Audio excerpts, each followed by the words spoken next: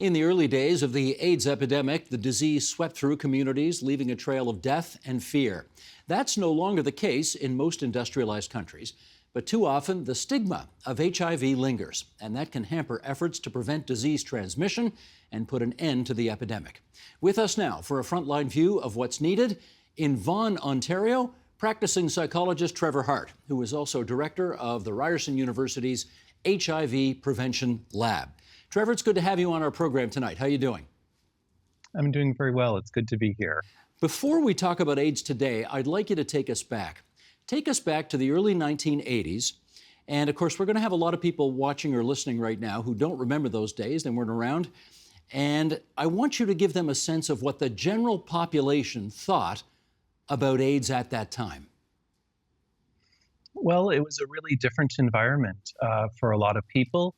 They were afraid that this really was a death sentence, that they would get this virus and get sick and eventually die from the virus. It was a very scary time for people, and there was a time that people were feeling really apathetic in the general society about the people that were getting HIV. They didn't really care about those people who were getting HIV and would kind of hope they would go away. I was just chatting with somebody about this, about that history in the 80s, and some people in the general population were saying HIV actually was the cure of these people that we don't like. Yeah, in fact, I remember well, it was often referred to as the quote-unquote gay plague, something that happened to other people that sort of polite society didn't need to worry about. When did those perceptions begin to change? Well, I think that they haven't changed 100%. I mean, it was in 1996 that there was the advent of highly active antiretroviral therapy. Those medications changed HIV from a death sentence into something that is a chronic disease that people can live with. So that really changed the perception of HIV as a death sentence. But I still think that most people in Canada perceive this to be a gay disease. It is disproportionately found among men who have sex with men. But about half the people that are getting HIV to this day in Canada are not men who have sex with men. They're mostly heterosexual folks. And how do they get it? They get it by having sex, mostly. Mostly they had sex without condoms. And so there's that whole judgment that people have about people that have HIV.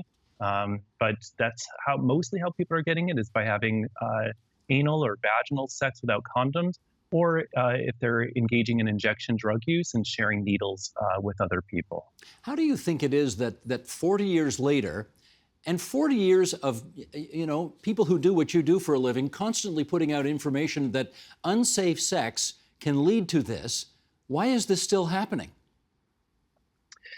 Well, I think it's still happening because people are not a big fan of using condoms. I think that's a part of it.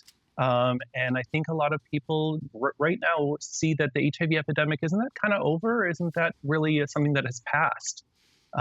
Unfortunately, it hasn't passed. In fact, cases are going up in Canada as we speak and have been going up for the past few years. But I think there's a perception of it's somebody else that gets HIV, not me, or it's only specific communities. It's not anyone I know. And then there's also a concern that for some people, condoms, which is still the most common route for preventing HIV, that are not particularly attractive to some people. They're not as interested in using them.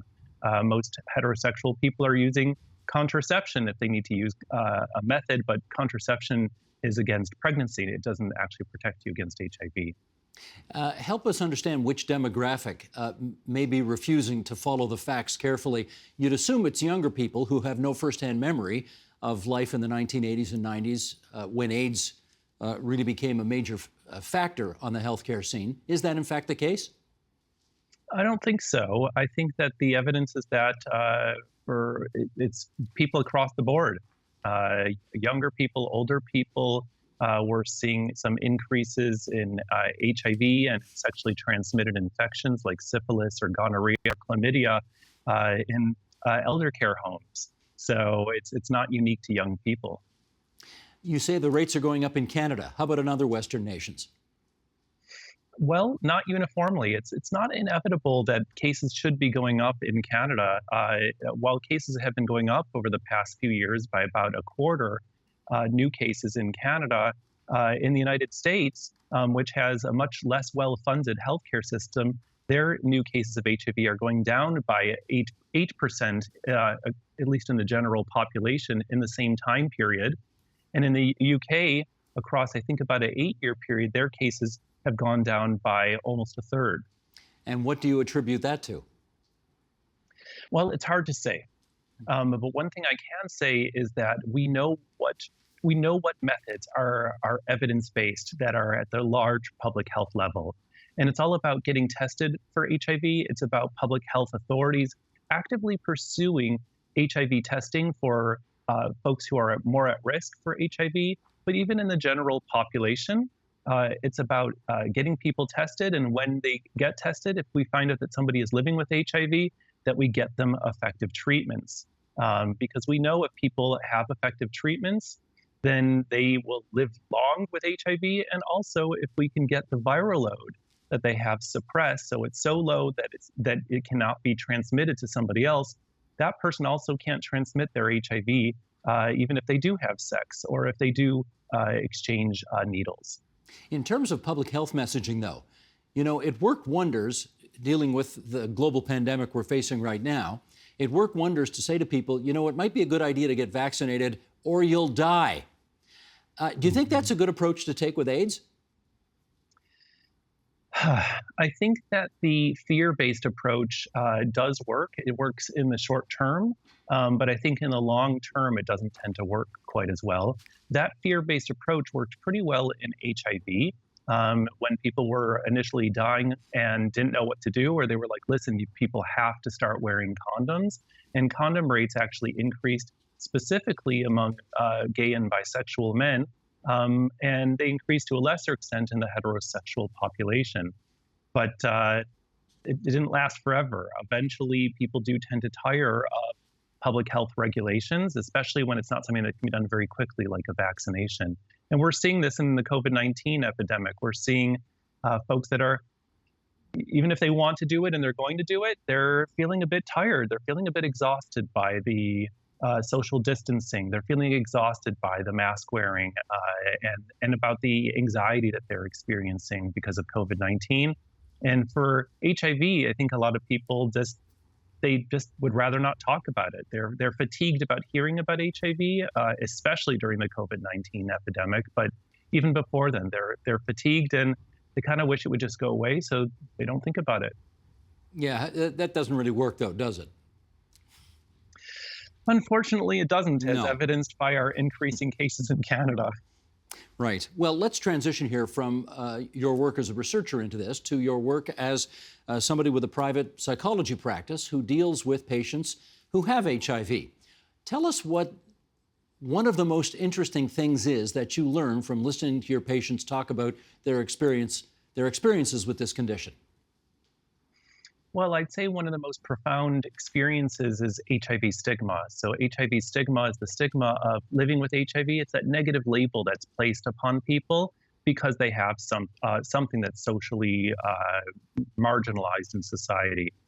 And so what we find is that what they're concerned about is not about, should I take medications? The folks that I'm working with who are living with HIV, they're taking their medications. Their concern is about HIV stigma. It's about, I'm the same person I always was. Will I be treated worse? Or what will I do when I'm treated worse by other people? And it is a big problem. People are judging people with HIV that something is wrong with them. They were dirty, they were bad, they were promiscuous, and that's a terrible problem. And what's of course ironic about HIV is you get HIV because you had sex and you didn't use a condom. And most people I know, that's actually how they were made. They were made by two people that did that exact thing, and it wasn't a bad thing at all, was it? Well, I guess when you put it that way, that's a good point. What do you think it's going to take in order to get that stigma, which I think it's fair to say is less today than it was 40 years ago, but what do you think it'll take to get it to be even less still?